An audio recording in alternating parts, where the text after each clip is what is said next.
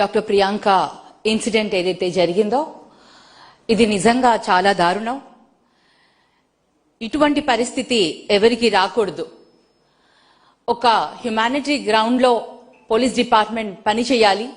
అలాంటిది ఎవరి ఇన్ఫ్లుయెన్స్ చూసుకొని వాళ్ళు దోషుల్ని రక్షించాలనుకుంటున్నారో అర్థం కాని పరిస్థితి ఈ రోజు ఉంది. చాలా క్లియర్ గా తెలుస్తుంది. భరత్ గారు ప్రెస్ మీట్ పెట్టి ఈ ఇష్యూని లీడ్ చేసేంత వరకు ఎవరు కూడా పట్టించుకొని పరిస్థితిలో ప్రియాంక కేసు ఉంది. అంటే పోలీస్ డిపార్ట్మెంట్ అనేది ఏ విధంగా పనిచేస్తుందో ఇక్కడ మనకు చాలా క్లియర్ గా కనిపిస్తుంది. నిందితులు ఇన్ఫ్లుయెన్షియల్ పీపుల్ అవుతే ఏ విధంగా అయినా తప్పించుకోవచ్చు అని మీరు సమాజానికి సందేశం ఇవ్వాలనుకుంటున్నారా? ఏ ఉద్దేశంతో మీరు ఇప్పటికీ కూడా తల్లిదండ్రులు ఇక్కడ ఉన్నారు, వాళ్ళతో మాట్లాడుతుంటే ఏం జరిగింది, ఎందుకు ఈ పరిస్థితి ఉంది అని వాళ్ళకి తెలియని పరిస్థితుల్లో తల్లిదండ్రులు ఉన్నారు అంటే ఇంతకంటే దారుణం ఇంకోటి ఉంటుందా అని ఇవాళ అడుగుతున్నాను. కూతురిని చదివించుకొని డాక్టర్ చేసి తనకు రాజమండ్రిలో సీట్ వస్తే తల్లిదండ్రులు ఎక్కడో కర్నూలులో ఉన్న వాళ్ళు పాపని ఇక్కడ రాజమండ్రికి పంపించారు. ఈ విధంగా పాపకు ఈ విధమైన ఇన్సిడెంట్ అయింది. అది కూడా ఎలా అంటే ఒక యాక్సిడెంట్ అంటే ఎవరో బై మిస్టేక్ గా కొట్టి వెళ్ళిపోతే అక్కడ ఆపి యాక్సిడెంట్ అయిన అమ్మాయిని కానీ ఎవరినైనా సరే హాస్పిటల్కి తీసుకెళ్ళడం ఏదైనా చేస్తారు. కానీ ఇక్కడ ఆ నిందితుల్లో ఇంటెన్షన్ కనిపిస్తుంది.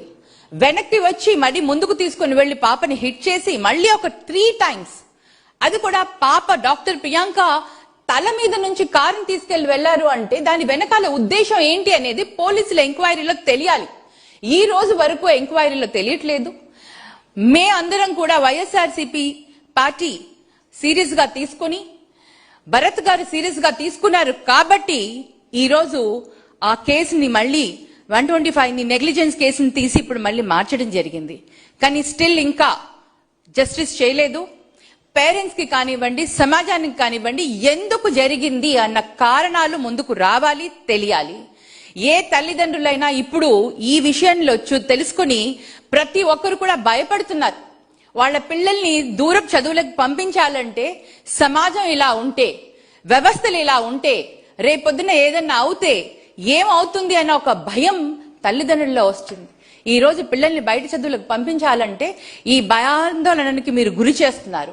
ప్రభుత్వం ఈ విధంగా చేస్తే ప్రజలందరూ కూడా అసలు ఎక్కడైనా పిల్లల్ని పంపించి చదివించాలంటే కూడా భయపడే పరిస్థితికి ప్రభుత్వం తీసుకుని వస్తున్నారు. దీని వెనకాల ఎవరు ఉన్నారో తప్పకుండా కూటమి ప్రభుత్వం తేల్చాలి.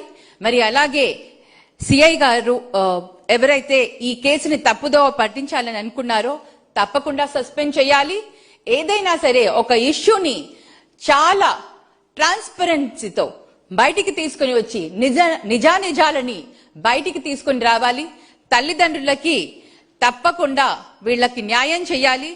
లేని పక్షంలో చేనేత సంఘాలందరూ కూడా, చేనేతలందరూ కూడా న్యాయం జరిగేంత వరకు తప్పకుండా పోరాటానికి మేము సిద్ధంగా ఉన్నాము. ప్రభుత్వానికి మేము ఒకటే తెలియచేస్తున్నాం, మీరు ఇమ్మీడియట్ గా వాస్తవాలను బయటికి పెట్టండి. సీసీటీవీ ఫుటేజెస్ అన్నింటినీ తీయండి, కారణాలను కనుక్కోండి. ఎందుకు వాళ్ళు ఈ విధంగా అంటే యాక్సిడెంట్ అనేది ఒకసారి కొట్టి వెళ్ళిపోతారు, కానీ యాక్సిడెంట్ కాకుండా ఇది ఒక మర్డర్ గా ఉంది కాబట్టి ఈ ఉద్దేశం ఏంటి అనేది మాకు తెలియాలి. అది వీళ్ళకి తల్లిదండ్రులకి వాళ్ళకి న్యాయం చేయాలని మేము అందరం కోరుకుంటున్నాం. జగనన్నను కలవడం జరిగింది. జగనన్న కూడా చెప్పారు తప్పకుండా లీగల్ గా మనం ఫైట్ చేద్దాం, అంతవరకు మేము మీకు అండగా ఉంటామని భరోసా ఇవ్వడం కూడా జరిగింది.